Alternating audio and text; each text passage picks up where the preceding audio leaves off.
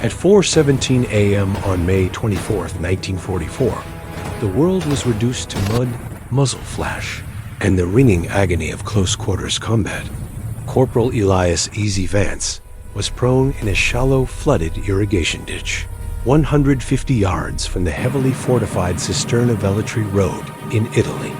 He was a rifleman with the 1st Special Service Force, the legendary Devil's Brigade, and he was dying slowly, one agonizing yard at a time.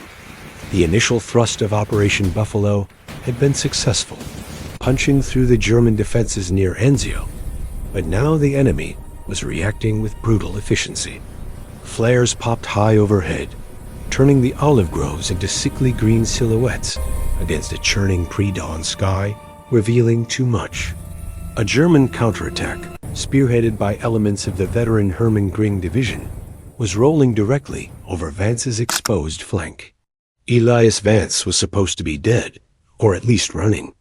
His standard-issue M1 Garand rifle, the weapon beloved by millions of Gs, had been officially classified by Ordnance 2 months prior as unserviceable due to unauthorized modifications. But in the freezing, oil-slicked hell of the Italian front, Vance's custom-built defect was proving to be the only thing keeping the German line from collapsing onto his remaining 4 squad mates. The M1 Garand holds 8 rounds in an en-bloc clip. Vance, in a moment of sheer desperation and surrounded by the noise of 88mm explosions, heard the terrifying ping of another soldier's empty clip ejecting. It was a death knell, a sonic marker telling the enemy, "Reload now." Vance knew, deep in his gut, that the man who made that sound was about to catch a bullet. He did not have that problem. Vance shifted his position, grinding shattered brick and clay into his uniform. His M1 Garand, nicknamed the Ghost, was running hot. It wasn't designed to take what he was giving it. He had already fired 36 rounds, the equivalent of 4.5 full clips, without the telltale ping, and critically, without a single jam. He was preparing to fire clip number 5, an act that should have required a precise 8-second reload sequence, but Vance accomplished it in 2. To understand why this man and his weapon were breaking every tactical rule of the U.S. Army, you have to understand where the 1st Special Service Force came from. They were officially an experiment. Unofficially, they were the dumping ground for the Army's troublemakers and highly skilled, yet undisciplined, rogues. Conceived in 1942 as a joint American-Canadian Parachute and Ski-Borne Commando Unit, their commander, Colonel Robert T. Frederick, was given a truly impossible task: forge an elite unit out of men deemed too criminal, too reckless, or simply too weird for standard infantry duty. The traditional Army viewed these men former loggers, trappers, miners, street fighters, and mechanical savants as a disciplinary nightmare. Frederick saw them as concentrated force. He took the indecisados and refined their inherent lawlessness into a terrifying military doctrine: speed, aggression, and unconventional engineering. Vance fit the mold perfectly.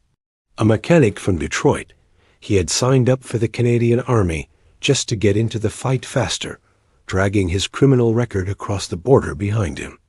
He didn't just understand engines. He understood leverage, stress points, and the art of the perfect unauthorized fix. Their training was brutal, conducted in the frozen wilderness of Montana. They learned to fight on skis, climb sheer ice faces, and perform parachute jumps into blinding snowstorms. But the key to their legend lay in the Black Devil's Manual of Arms. While every other unit was trained to maintain their weapons according to official specifications, the 1st SSF was trained to customize, modify, and enhance. If the standard issue boots blistered, you stole better leather and remade them. If the standard issue radio failed, you spliced civilian parts into it. This was the core of survival engineering. The military toolset was a starting point, not a limitation. Vance's Garand modification was born out of frustration and necessity during early training. The clip ping was a flaw he couldn't abide. He spent weeks in the unit's makeshift workshop, risking court-martial, performing minute alterations to the rifle's operating rod and the clip latch mechanism. He replaced standardized parts with custom, hand-machined components forged from stolen high-grade steel. The result was a weapon that could accept modified clips, allowing for rapid reloads, and, most importantly, allowed the operator to top off the rifle with individual rounds before the final round forced the clip ejection. This broke the Garand's golden rule: never interrupt the cycle. Now, at 4:21 a.m., in the darkness outside Cisterna, that rogue engineering was paying dividends. German riflemen were advancing rapidly, expecting the American fire to falter as clips ran dry. But Vance's weapon kept firing. He felt the metallic heat through his glove, smelling the sharp odor of burnt gunpowder and hot oil mixing with the pervasive smell of death. He ejected the fifth modified clip, a motion so quick it was barely noticeable, and slammed in the sixth. 48 rounds in 90 seconds. This wasn't regulation fire. This was controlled chaos, suppressing an entire platoon single-handedly, confusing the Germans, who could uncomprehend how a single light machine gun, or what they assumed was one, was operating with such mobility and ferocity. Vance knew the effect of the broken rifle was devastating, but he also knew his position was being flanked. The Germans were adapting, coordinating a mortar strike to pin him down while a squad rushed his line. He had minutes before the position was completely overrun. He needed to move, and he needed a distraction far larger than his lone, silent M1 Garand could provide. He had one last unauthorized piece of gear, a relic of his street racing days, that might just buy them the time they needed. At 4:22 a.m., the air over Cisterna thickened with the sulfurous scent of high explosives. The German mortar crew, precise and relentless, was walking their shells down the line of the irrigation ditch. Humph! The impacts were now less than 20 yards away, throwing clods of heavy Italian soil and spray into Vance's face. He knew the drill. The third shell was always the bracket closer. The fourth was the kill shot. Vance ignored the concussion hammering his eardrums. He pulled his left arm free of the mud and reached inside his reinforced field jacket. His hand closed around the unauthorized piece of gear, a relic indeed. It wasn't a bomb, not exactly. It was a metal cylinder roughly the size of a large energy drink can, wrapped tightly in oil-soaked burlap. This was Vance's accelerator. Back in Detroit, Vance specialized in modifying electrical systems and fuel injection timings for illicit street races. He had used that same mechanical instinct to customize standard Army-issue materials. This cylinder contained a volatile cocktail of high-octane aviation fuel stolen from a storage depot near Naples, mixed with concentrated sulfuric acid and a custom-built mercury switch timer. The chemical reaction produced a flash heat spike orders of magnitude higher than a standard thermite grenade, creating maximum noise and blinding white light. It was designed to panic. The German advance was now dangerously close, estimated at 75 yards and closing fast. Vance heard the distinct crunch of German boots stepping on dry foliage. They weren't moving cautiously. They were confident the American position was broken. "Petty, get ready to move," Vance whispered into the dirt, addressing the private first class lying 3 feet to his left. "We break right on the flash." "Flash?" Petty rasped, his voice raw with fear and exhaustion. "The loudest damn flash you ever heard," Vance confirmed. He armed the mercury switch, a delicate 2-second operation that required steady hands and absolute concentration. The small, internal click was almost swallowed by the noise of battle, but to Vance, it was the sound of the trigger being pulled. He had roughly 10 seconds. He needed perfect placement. Directly ahead, about 60 yards, was a knot of ancient olive trees, where the German squad leader seemed to be gathering his men for the final charge.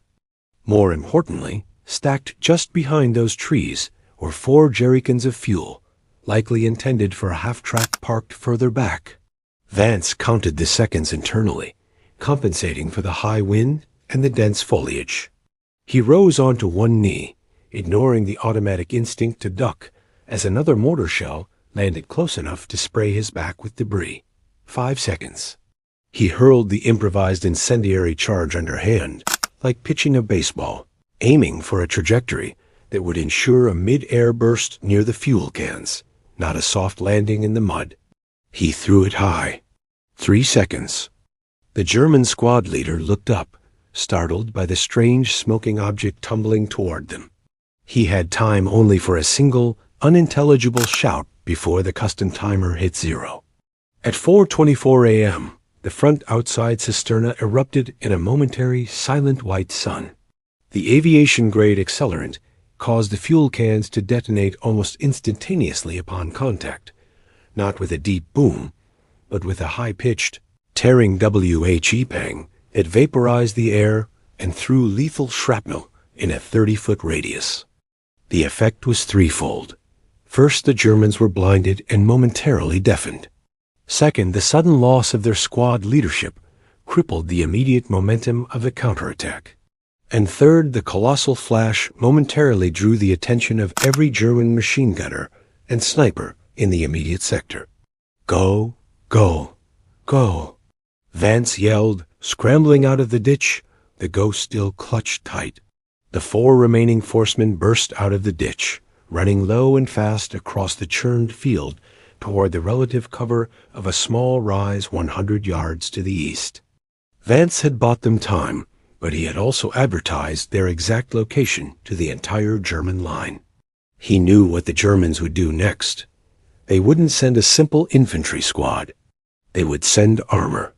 His unit, the famed Black Devils, were experts at infiltration and unconventional assaults, but they were hopelessly outgunned in a stand-up fight against tanks. As he ran, Vance stole a glance over his shoulder.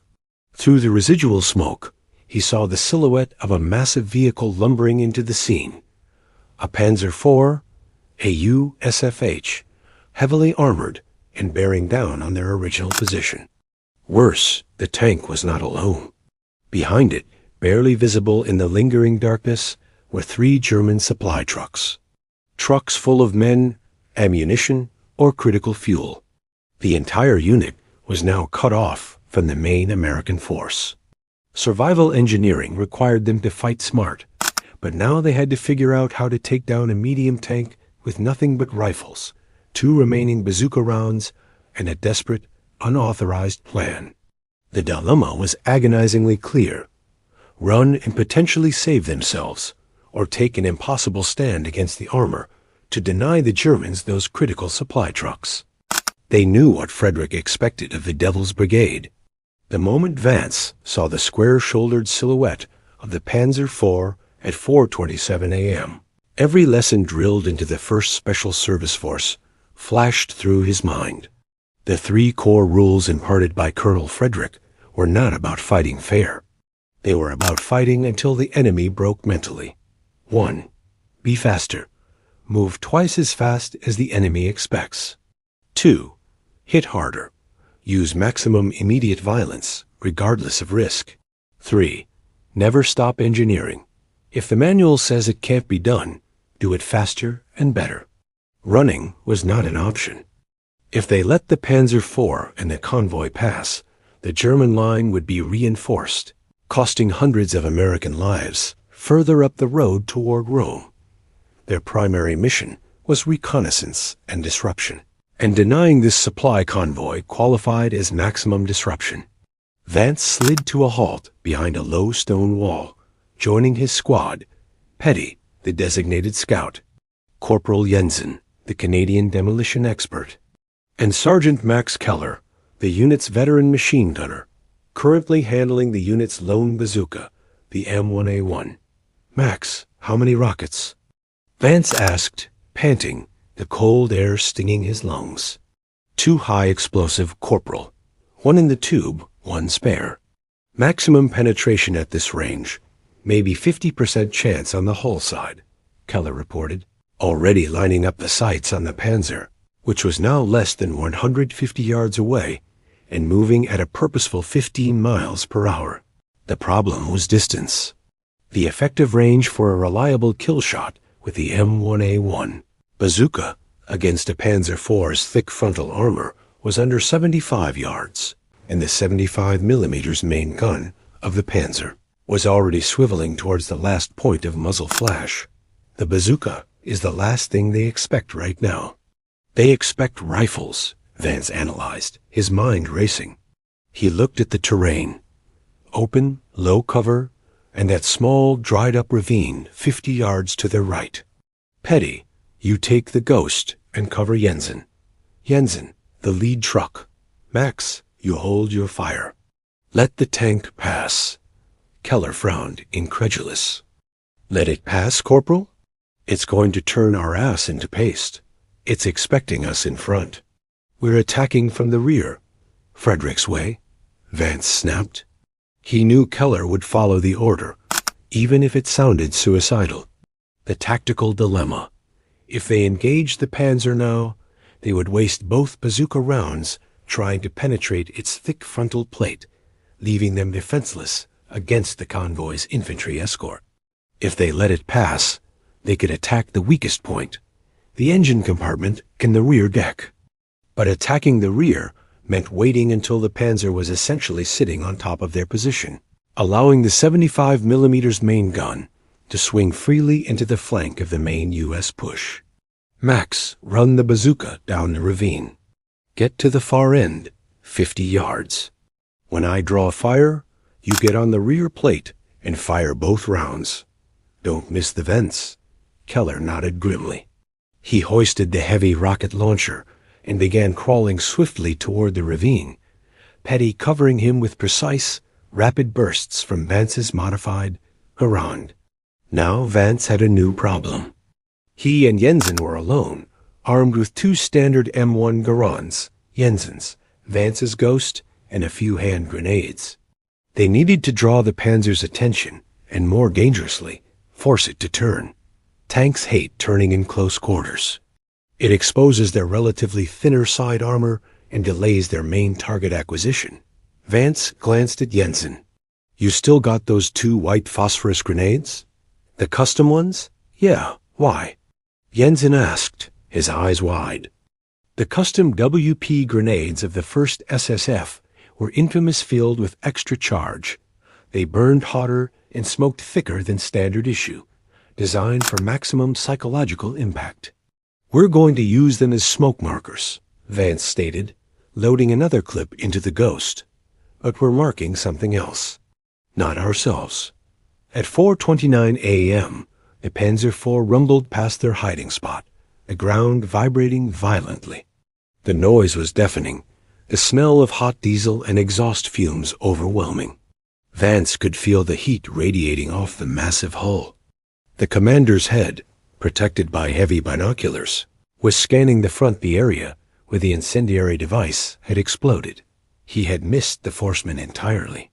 The tank cleared their position, its engine noise masking the movements of Keller and Petty. The convoy, 3 Opel Blitz trucks loaded with infantry and supplies, was now 50 yards behind the tank. Vance waited until the tank was fully facing away, ensuring the turret was locked facing the northeast. Jensen, first WP round. Aim for the turret ring, right side. Make him think he's burning. Jensen pulled the pin and hurled the grenade. It landed with a soft thump against the side of the Panzer IV's main body, right below the turret ring. A custom charge ignited instantly. Instead of simply smoking, the white phosphorus immediately began to melt the paint and spew thick, blinding white smoke directly into the turret ring. The tank commander reacted instantly, slamming his fist on the intercom. The driver braked hard, causing the entire Panzer to shudder. They were pinned by smoke and confusion. Vance hadn't hit the tank to kill it. He had hit it to make it stop, turn, and focus on the perceived threat. The second Vance saw the 75mm gun begin its sluggish turn. He knew he had only seconds before the bazooka position would be compromised. He looked at Jensen, giving a single, sharp nod. "Now, hit the lead truck." "High and fast," Vance ordered. Jensen threw his second, terrifyingly hot white phosphorus grenade. It soared over the halted Panzer and landed squarely in the open bed of the lead Opel Blitz. The scream started immediately, rising above the grinding noise of the tank's engine. The German infantry, previously relaxed on the drive, suddenly faced a burning truck and a completely unknown threat. Panic broke out. They didn't know where the attack was coming from, only that a hellish white fire was consuming their transport. This was the distraction Max Keller needed. The Panzer IV, still partially blinded and distracted by its own problem, had exposed its rear deck to the ravine. At 4:31 a.m., 100 yards away, Keller took aim at the engine exhaust manifold. The Devil's Brigade was about to show the German High Command what happens when criminal ingenuity meets military necessity. Sergeant Max Keller, an Austrian immigrant who fled the Nazi regime in 1938 and later found his home fighting in the Canadian Army, knew that hatred was a powerful motivator, but precision was everything. At 4:31 a.m., prone in the dry grass at the lip of the ravine, he had the Panzer IV at point-blank range 60 yards and the perfect view of its most vulnerable point, the engine exhaust vents and the thinner armor plate of the rear deck. He took a slow, agonizing breath, ignoring the panicked shouts from the burning Opel Blitz just beyond the tank. The M1A1 bazooka was heavy and awkward, but the sight picture was crystal clear. He had less than 3 seconds before the tank commander, recovering from the WP smoke, directed the machine gun on the cupola toward the source of the phosphorus. "Firing!" Keller yelled, activating the trigger. The first 60mm M6A, 3HEAT, high-explosive anti-tank, rocket roared out of the tube with a deep whoosh, leaving a bright, rapidly dissipating trail of smoke. The rocket hit exactly where Keller aimed, directly into the center of the engine air intake grill. Unlike a hit on the side or frontal armor, which might merely knock off a track or stun the crew, this was catastrophic. The high-velocity jet of molten metal and superheated gas created by the heat warhead was funneled directly into the engine compartment. There was a muffled KRAACK, and then a plume of oil-soaked black smoke instantly erupted from the Panzer's engine access hatch. The tank didn't explode yet, but it was disabled. Its massive engine immediately began to choke, sputtering violently before falling silent, leaving only the frantic squealing of the transmission attempting to engage a dead engine. Vance, witnessing the hit from the stone wall, felt a brief surge of victory, quickly followed by renewed terror. The tank was stopped, but the crew was alive, trapped, and highly dangerous. The 3 supply trucks, now completely disorganized, were beginning to spill out angry, heavily armed German infantry. The 2nd and 3rd Opel Blitz trucks had managed to stop just 30 yards behind the dead Panzer. The infantry, nearly 60 men from what Vance estimated to be an SS Panzer Grenadier Company, were taking cover and immediately setting up machine guns on the roadside. Keller, without waiting for the effects of the first shot to subside, had reloaded the M1A1 with a second and final rocket. "Max, hit the rear truck. Deny them the ammo." Vance yelled over the intensifying small arms fire, knowing that the German crew would soon abandon the tank and join the infantry. Keller shifted his aim, targeting the largest truck, which was clearly laden with ammunition boxes. At 4:32 a.m., he fired the second rocket. The M6A3 hit the canvas-covered load of the 3rd Opel Blitz dead center. This time, the reaction was immediate and biblical. The truck detonated in a chain reaction of exploding rifle and machine gun ammunition, sending incandescent tracers in every direction and enveloping the entire supply column in a raging inferno. The blast radius was so severe that it knocked down several German soldiers trying to organize a perimeter. The tactical situation had inverted completely.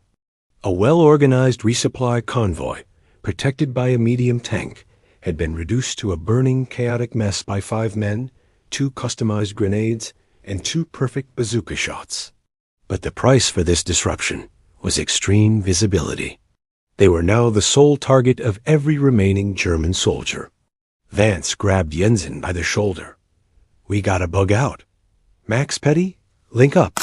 As they prepared to sprint toward the relative safety of the olive groves, the steel hatch on the Panzer IV's turret flew open. The commander, dazed but alive, emerged, scrambling down the side of the burning tank, followed by the driver and the radio operator. They were disoriented, but immediately began laying down fire with their MP-40 submachine guns in the direction of the ravine. This was the critical moment of exposure. Max Keller and Petty were stuck on the wrong side of the firefight, pinned down by the surviving panzer crew. Vance knew what he had to do. He had to create a distraction so intense, so unexpected, that it would draw the full attention of the surviving Germans away from his retreating squad mates. This was where the unique advantage of his M1 Garand, the Ghost, became not just a convenience, but a life-saving mechanism. At 4:34 a.m., Vance did the impossible. Standing up in the open, exposing himself to the combined fire of dozens of German rifles, he began a terrifying sequence of sustained fire. Using the modified, rapid reload clips and his custom mechanism, Vance turned his M1 Garand into a highly mobile, suppressive machine gun.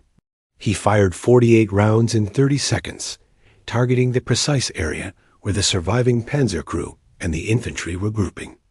The M1 Garand was never meant to sustain this rate of fire. The barrel was screaming hot, and the action was cycling faster than the standard specifications allowed.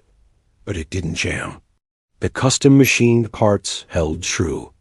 Vance fired so rapidly and so accurately that the Germans convinced they were facing a full company armed with belt-fed machine. Guns dove for cover, confusing the sheer volume of fire with a much larger force. Vance emptied the final clip, the metallic stench of the burning rifle filling his nostrils. The volume of German fire had momentarily dropped, allowing Keller and Petty to sprint the final distance to the stone wall. Vance was now standing alone, facing a group of enraged German soldiers, realizing they had been fooled. He dropped the smoking rifle, grabbed Jensen's standard M1 Garand, and prepared to cover their retreat. But the Germans were already correct in their aim. They had identified the source of the fire. Vance had drawn their focus, but now the crosshairs were locking on. He was about to pay the ultimate price for his engineering genius. Want to know if Corporal Vance survived what came next? Hit that like button right now. It tells the algorithm this story matters and helps more people discover it. Subscribe for more untold World War II stories. Back to the Devil's Brigade. The silence after the final barrage from Vance's M1 Garand was immediate and deadly. It was 4:35 a.m., and the momentary shock of the German infantry was wearing off, replaced by cold, targeted fury. Corporal Vance had succeeded in drawing attention to himself, allowing Keller, Petty, and Jensen to link up behind the stone wall 20 yards away. But he was now a solitary silhouette, framed against the raging fire of the exploding convoy. The German response was overwhelming. A coordinated burst of 3 MG-42 machine guns firing at a sustained rate of 1,200 rounds per minute converged on Vance's position. The air instantly filled with the ripping sound of tracers passing inches from his head. He dropped Jensen's rifle and hurled himself sideways toward a narrow, 3-foot-deep depression, barely avoiding the initial volley. He felt the hot, punishing impacts of rounds striking the earth millimeters from his boots, tasting the pulverized stone and dirt kicked up by the storm of bullets. He knew he was hit, though the adrenaline masked the severity. A sharp, searing pain shot through his left shoulder, followed by the sickening, wet sensation of blood soaking his uniform. A piece of fragmentation, possibly from a stone hit, and sliced deep. Corporal Vance. "Get out of there!" Keller screamed, laying down covering fire with his own standard M1 Garand, attempting to suppress the immediate danger. Vance had to move, but he was temporarily crippled. He rolled into the depression, grabbing the nearest weapon, Jensen's rifle, and assessed the situation. The German infantry was advancing again, using the burning wreckage of the Panzer IV as cover, aiming to capitalize on the moment of vulnerability. He was out of his specialized ammunition and grenades. All he had was Jensen's regulation M1 Garand, loaded with standard military rounds, and the knowledge that his customized masterpiece, the Ghost, was lying 15 feet away, too hot to touch and too dangerous to retrieve under this fire. "Jensen, demolition satchel, now!" Vance commanded, struggling to apply a hasty field dressing to his shoulder with his good hand. The Devil's Brigade did not carry standard explosive charges. Jensen's satchel was a canvas bag containing 6 carefully rigged blocks of composition C or C2A, highly stable, but extremely powerful explosive, fused with long, quick-burning lengths of detonating cord, perfect for destroying bridges or fortifications. It was overkill for a close-quarters firefight, but Vance was no longer thinking about fighting fair. Jensen crawled forward and tossed the heavy canvas satchel across the intervening ground. Vance managed to catch it, the impact jarring his wounded shoulder. He had a desperate Plan 1 that leveraged the ongoing chaos and the German certainty that they were dealing with conventional infantry. The Germans were focused entirely on their current position, believing the Americans were trapped. Vance intended to shatter that assumption by attacking the rear of the German infantry line, which was currently forming up around the burning convoy. "Max Petty, cover me. 50 rounds of concentrated suppression, starting now." "I need 3 seconds of clean air," Vance ordered. Keller and Petty understood the order instantly. They didn't aim for kills. They aimed for noise and disruption, pouring highly inaccurate but voluminous fire towards the German forward positions. At 4:37 a.m., Vance, ignoring the throbbing pain, began his sprint. He ran not toward the main German line, but away from the immediate battle space, making a wide, low arc around the flanking German force, using the thick early morning shadows cast by the trees and the heavy smoke from the burning trucks as cover. He moved quickly, clutching the demolition satchel. His target, a small dry stone bridge located 200 yards further down the Cisterna-Velletri road, the next anticipated resupply route for the German forces. The run was hellish. His shoulder was screaming, his lungs were burning, and the sound of the machine guns chasing his movement was a constant metallic predator. He had to be fast enough to avoid detection, but slow enough not to alert the distant German positions already holding the road. He reached the bridge structure at 4:39 a.m. It was a sturdy, but aging Roman-era construction, only wide enough for 2 vehicles. Perfect. If he could drop this bridge, he could completely sever the German resupply line for miles, potentially halting the entire counterattack in this sector. Vance unzipped the satchel and began working, his fingers fumbling slightly due to the lack of blood flow and the shock. He had 6 charges. He needed maximum destructive effect.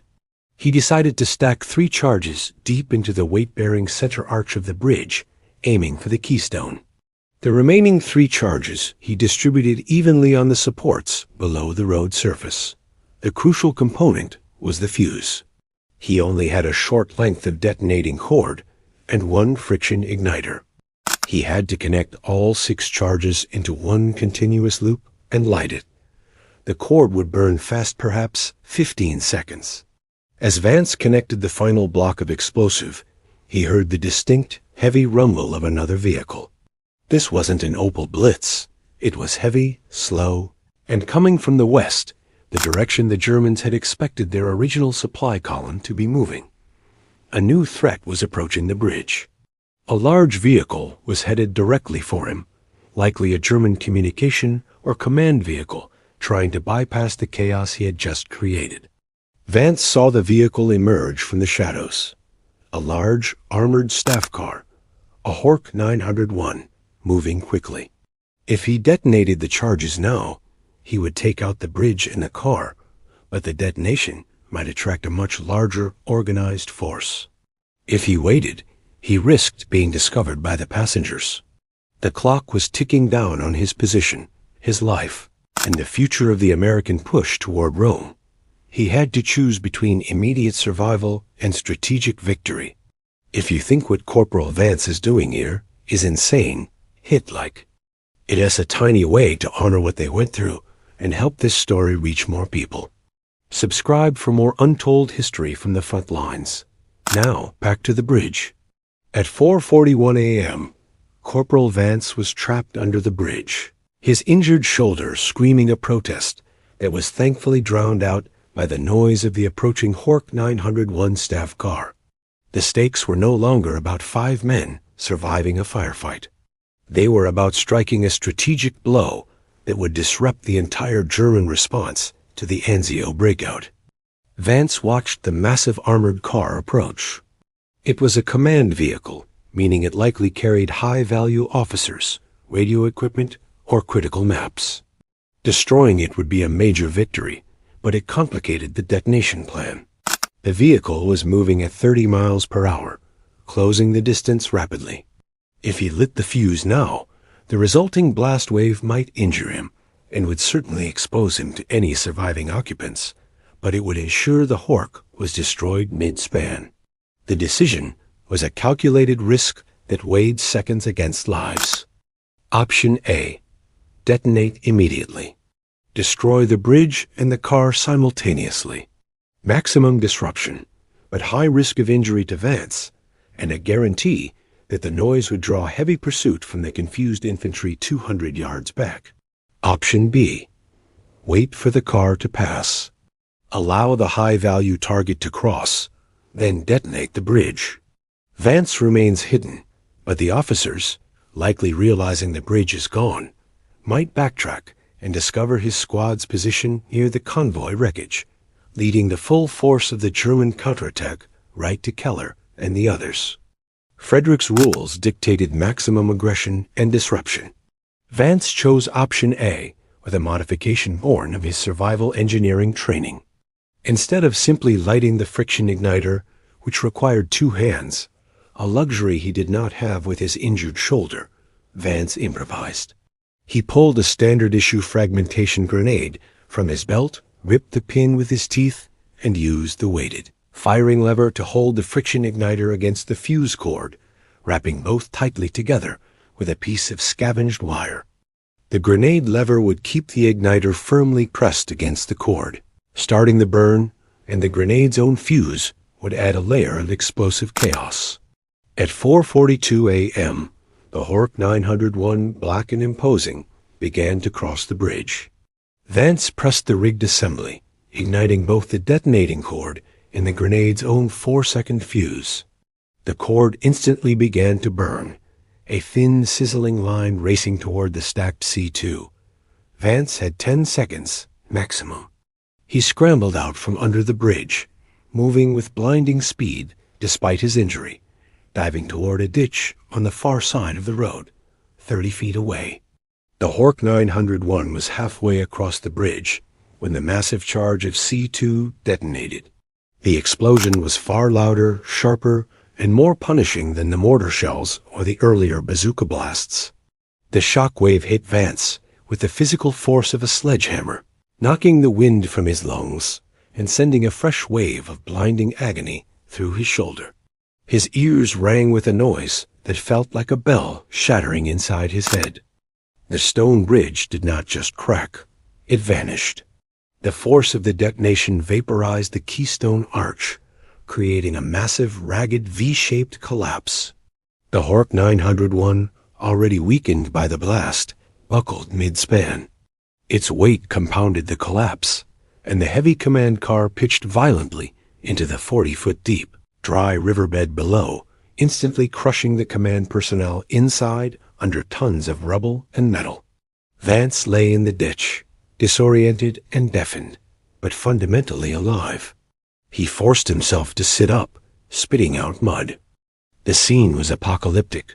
200 yards away, the 3 Opel Blitz trucks were now blazing infernos, illuminating the frantic German infantry scrambling away from the inferno, trying to re-establish order.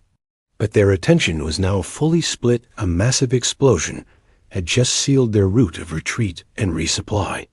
The destruction of the bridge achieved the strategic goal. The German counterattack was now logistically neutered. Vance's immediate thought was not survival, but retrieval. He had left the Ghost, his custom M1 Garand, behind, 200 yards away, next to the initial firefight. Leaving a custom weapon that violated ordnance regulations was unthinkable. If the Germans captured it, they could potentially understand the modifications. And if the U.S. Army recovered it, Vance would face immediate court-martial for jeopardizing the integrity of the standard rifle. But retrieval meant sprinting back directly into the line of fire of the enraged, regrouping German infantry. Vance began to crawl back, using the cover of the shadows. As he moved, he heard the faint, terrifying sound of heavy-tracked vehicles moving in the distance, likely from the main German push from the south. The clock was running out on the entire squad. They needed to reach the American lines, which were still nearly 5 miles to the west, before dawn fully broke and the German aerial reconnaissance began. He needed to coordinate their escape, but his radio had been damaged by the initial mortar fire. He was completely deafened by the blast, making shouting useless. He was alone, wounded, and dependent entirely on hand signals and the desperate hope that Keller and the others had followed his instructions to hold their position and wait for a signal.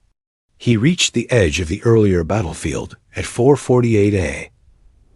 The Panzer IV was still smoldering, and the lead Opel Blitz was just a twisted metal skeleton. The Germans were still there, but they were no longer a cohesive fighting force. They were scattered, terrified men dealing with wounded comrades and a communication breakdown. Vance spotted Keller, Petty, and Jensen huddled behind the stone wall. He held up 3 fingers the signal for immediate withdrawal. Keller, seeing Vance emerge like a ghost from the shadows, looked relieved, but then horrified as he saw the blood soaking Vance's left side. Keller pointed furiously toward the ground 15 feet in front of them, right where Vance had dropped. The Ghost. Between them and the weapon were 3 German riflemen methodically searching the area for American casualties. Vance had to retrieve the rifle, but the slightest movement would give away their position and cost all 5 men their lives. It was 4:51 a.m., and the cold reality of the situation was absolute. 3 German riflemen were meticulously sweeping the exact spot where Corporal Vance, as custom M1 Garand, lay, the prize of his survival engineering, now a liability. Vance, deafened by the explosion, communicated with Keller using frantic hand signals. He signaled, 3 enemies. The rifle is there. I must retrieve it. Keller, seeing the blood loss and Vance's desperation, furiously signaled back, forget the rifle. Go. Now. But Vance was adamant. The modified Garand, the Ghost, was not just a weapon. It was proof of his methods. If it fell into enemy hands, it could be reverse-engineered or, worse, expose the 1st SSF's reliance on unconventional engineering to the general command. Failure to recover it meant court-martial, or at least the end of Frederick's unorthodox unit. Vance signaled a plan to Keller. Suppression. Low power. Single shot. When they duck, I move. Keller, Petty, and Jensen understood. They loaded their standard Garands, setting their sights for precision shots that would not kill, but would force the Germans to immediately seek cover. The goal was simple. Create an effective 2-second window of absolute chaos. Vance watched the patrol. The German soldiers were tired, sloppy, and focused on the ground. 2 were walking away from the rifle, one was walking directly toward it. The nearest German soldier, a young private, reached out his boot to nudge the smoking, mud-caked M1 Garand. Now, Keller, Petty, and Jensen fired simultaneously. 3 rounds cracked through the pre-dawn air, hitting the stone wall and the ground mere inches from the German patrol. The tired Germans reacted purely on instinct, diving into the muddy ditch for cover. The young private, startled, jerked his hand back from the M1. This was Vance's window. Despite his agonizing shoulder wound, he burst from cover, sprinting the 15 feet toward the weapon. He moved low, fast, and silently, relying on pure muscle memory and adrenaline. He reached the rifle, grabbing the hot barrel with his gloved right hand. The metal was still fiercely hot, the wood stock warm with residual heat. He scooped it up, checking the action. It was empty, the custom mechanism intact. Vance turned to sprint back, but the momentary confusion of the Germans had passed. They were out of the ditch and firing wildly. He felt a tremendous secondary impact against his lower back. It wasn't a bullet that penetrated, but the concussive force of a round striking the metallic canteen strapped to his hip. The aluminum crumpled inward, the force enough to send him stumbling forward, dropping the recovered M1 Garand again, this time into a deep pool of water collected in a shell crater. Vance scrambled, falling to his knees and plunging his good arm into the icy water. His fingers wrapped around the strap of the rifle. He pulled, wrenching the weapon free, just as a machine gun opened up from the direction of the smoldering Panzerwreck. He made it back to the stone wall, collapsing next to Keller. The whole squad was back together, but Vance was severely wounded, covered in blood and mud, and the Germans were now intensely focused on their exact location. Keller, Petty, and Jensen immediately laid down a heavy, sustained covering fire, drawing the German attention long enough for the squad to begin its tactical retreat. "We have to move west, Corporal." "Now," Keller yelled, though Vance could only register the furious movement of his lips. Vance nodded fiercely, grabbing the canteen to assess the damage. The impact had shattered the canteen and bruised his lower back, but the thick aluminum had absorbed enough force to prevent a fatal penetration. He had survived thanks to a metal bottle, another piece of improvised survival engineering unintentional this time. The squad began their organized retreat, moving quickly and low through the olive groves, aiming for the known American holding line, 5 miles distant. They were running on fumes, low on ammunition, and carrying a wounded man. Their immediate problem was concealment. The German flare activity was increasing, turning the night into flashes of unnatural day. They needed a place to hide and regroup before the full sunrise. As they ran, Petty, the scout, pointed toward a geological feature ahead, a massive, abandoned quarry carved into the side of the hill, nearly half a mile away. It offered deep shadows and multiple hiding spots. "The quarry," Vance croaked, his voice strained. He looked at Keller and signaled, "We break there. Hold until sunrise." But as they approached the perimeter of the quarry, Petty froze. He dropped low and signaled danger. Tracks, heavy. Vance crawled forward, peering over a cluster of brush. At 4:57 a.m., the pale light of dawn was beginning to reveal the landscape. What Petty had seen were fresh, heavy tank tracks, not from the destroyed Panzer IV, but from something much larger and newer. And then Vance saw the tank itself, a Tiger IAUSFE, squat, immensely powerful, and utterly terrifying. Its 88mm main gun was massive, and its armor was impenetrable to the remaining small arms fire. The Tiger was positioned precisely to guard the quarry entrance, a strategic checkpoint that the Germans clearly expected the Devil's Brigade to use for their escape. There was no way around it. The main American lines were now directly beyond a 60-ton fortress. The 5 men of the 1st SSF had destroyed an entire supply convoy and neutralized a counterattack. They had succeeded far beyond their mission parameters, but now they faced an insurmountable obstacle, one that demanded an impossible piece of survival engineering to overcome. At 4:59 a.m., the monstrous shape of the Tiger loomed in the growing light, positioned perfectly between the Devil's Brigade and their escape route. It was the epitome of German armor doctrine: thick, angled armor and the lethal 88mm KWK-36 cannon. Facing a Tiger with 5 rifles and no remaining anti-tank rockets was not a battle. It was an execution. The crew of the Tiger, anticipating a possible Allied withdrawal, were keeping watch, but they were bored. The commander was visible in the cupola, smoking a cigarette, scanning the distance with heavy binoculars. They were not expecting 5 heavily wounded, desperate commandos to emerge from the chaos they had witnessed moments earlier. The squad was now pinned down 150 yards from the tank, concealed in a shallow depression, using a dense thicket of scrub brush for cover. "We can't go around it," Keller whispered, pointing to the east and west. "Open fields." "We tried to flank. They cut us down in seconds with the coaxial MG-34. And waiting for air support is suicide," Jensen added, checking the single remaining explosive charge he had scavenged from his satchel, a lone block of C2, unfused. "We have nothing to penetrate that armor. Nothing." Vance, whose shoulder throbbed with a rhythmic, sickening pulse, knew Jensen was right. Standard procedure was to wait for heavy armor support. Frederick's rule number 3, never stop engineering, was the only hope.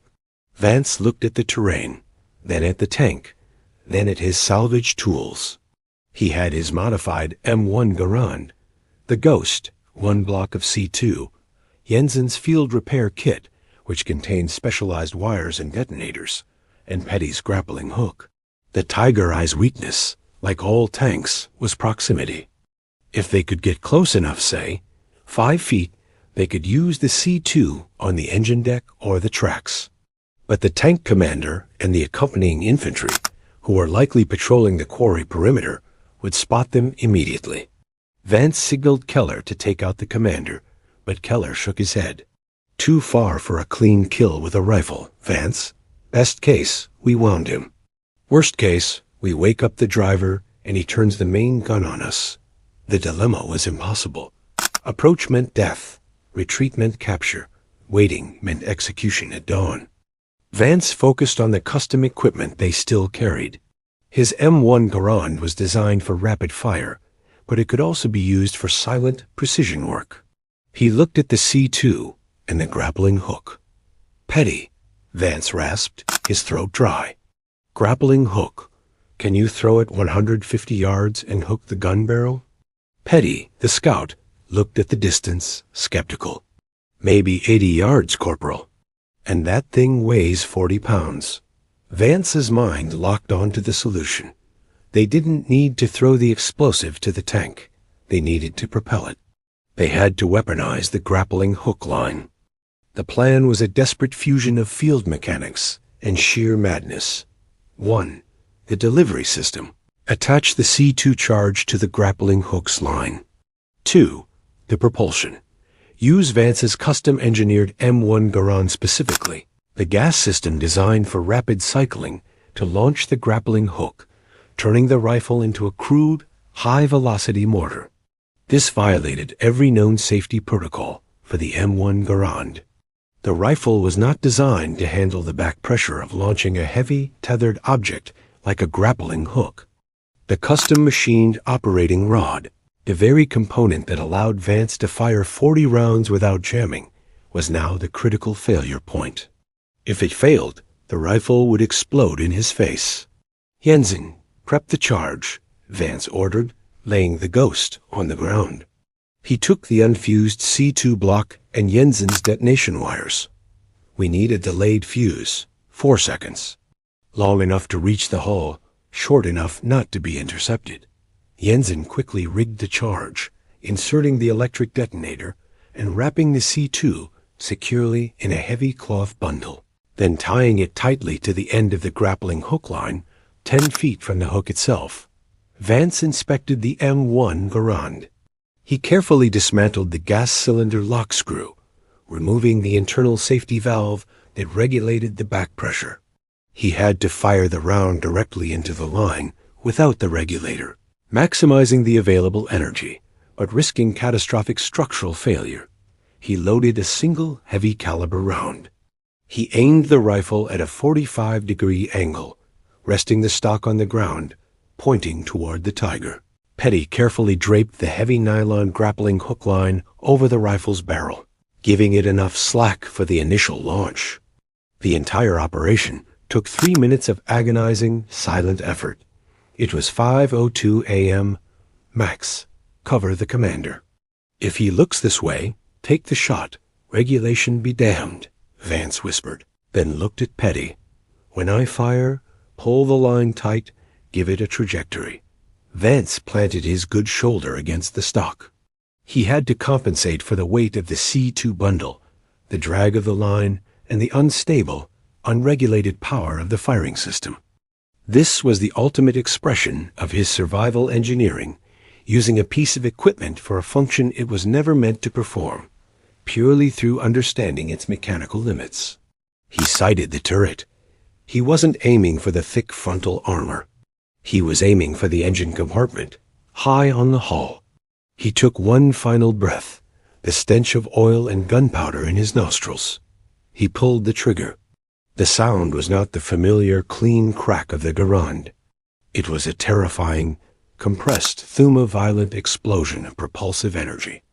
The rifle stock slammed into Vance's shoulder with enough force to temporarily stun him.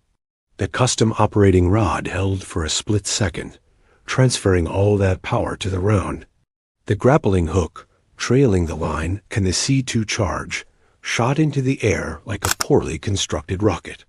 The line whipped out rapidly, slicing through the air. For the Tiger crew, it was merely an unexpected crack, followed by the whirring sound of the projectile. The tank commander looked down, confused by the strange object falling toward the rear of his vehicle. The grappling hook itself sailed over the tank.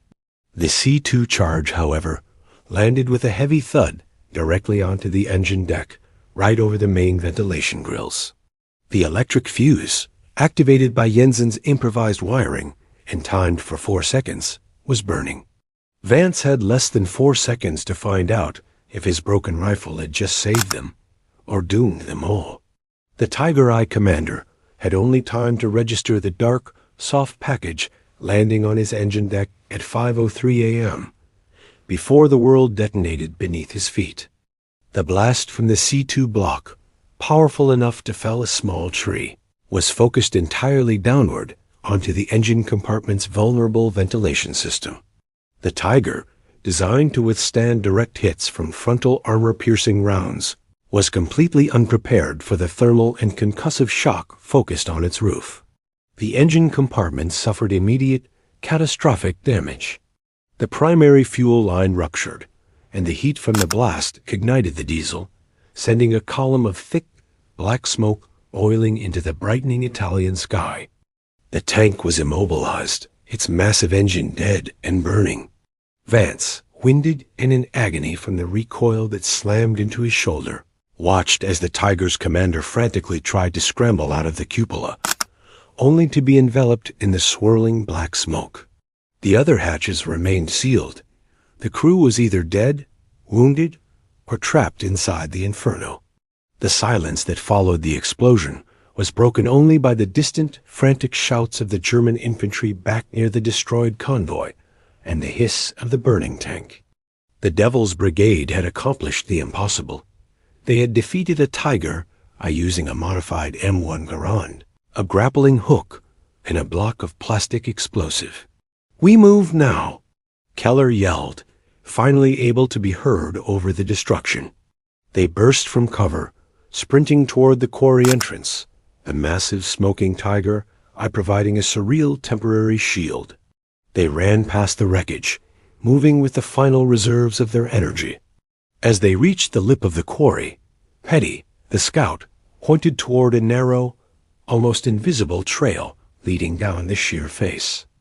It was too steep for any tracked vehicle, but possible for highly trained commandos. They scrambled down the trail, slipping and sliding on loose scree and dust. Vance, half supported by Jensen, managed to keep his feet, clutching the now broken M1 Garand, the Ghost, like a trophy. The gas system was ruined, the operating rod bent from the excessive pressure of launching the grappling hook. The rifle had performed its final, unbelievable act of survival engineering. They reached the bottom of the quarry at 5:10 a.m. and began moving quickly west, using the deep shadows cast by the steep rock face as cover. They needed to find the main American lines, and they needed to do it fast. Vance paused only once, pulling out a large knife. He carefully cut the bent operating rod and the damaged gas cylinder from the Garand's barrel. The pieces were distinctive, custom machined, and impossible to trace to standard issue.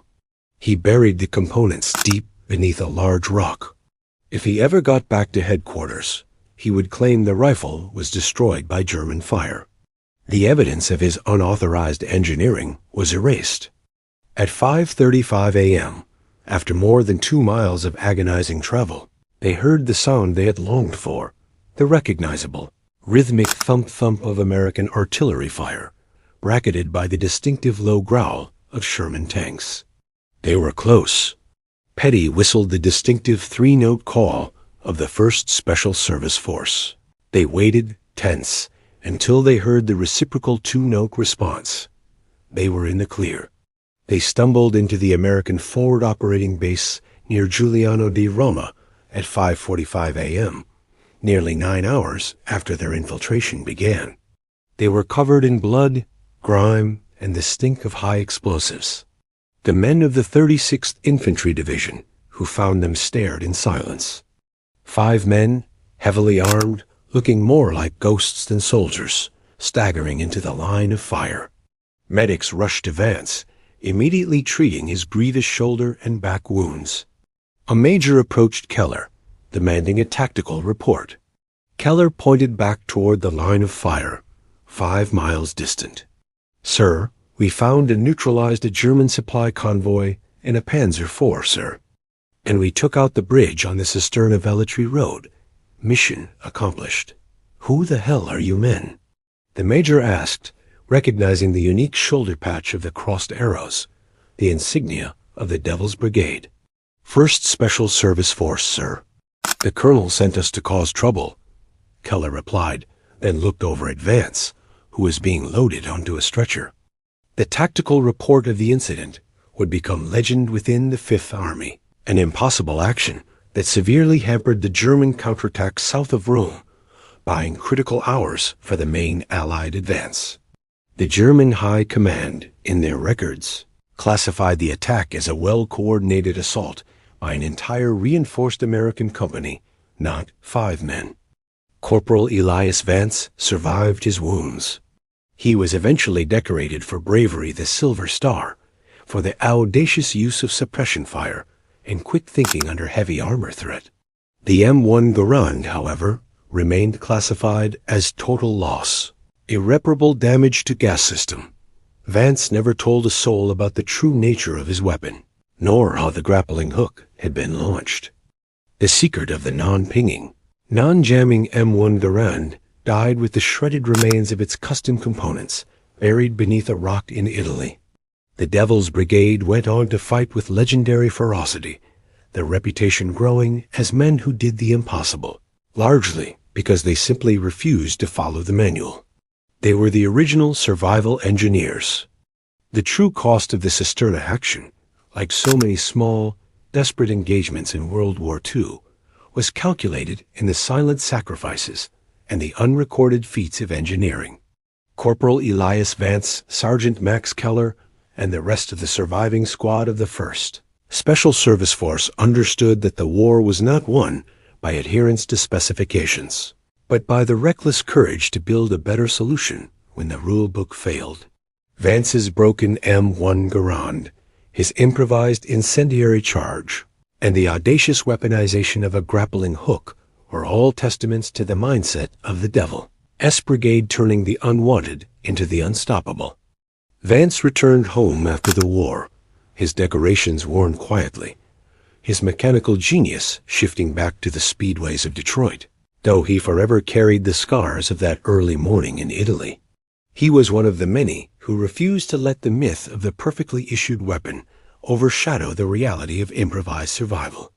He knew that the line between a broken piece of gear and a legendary tool of war often came down to one man's willingness to ignore the standard operating procedure.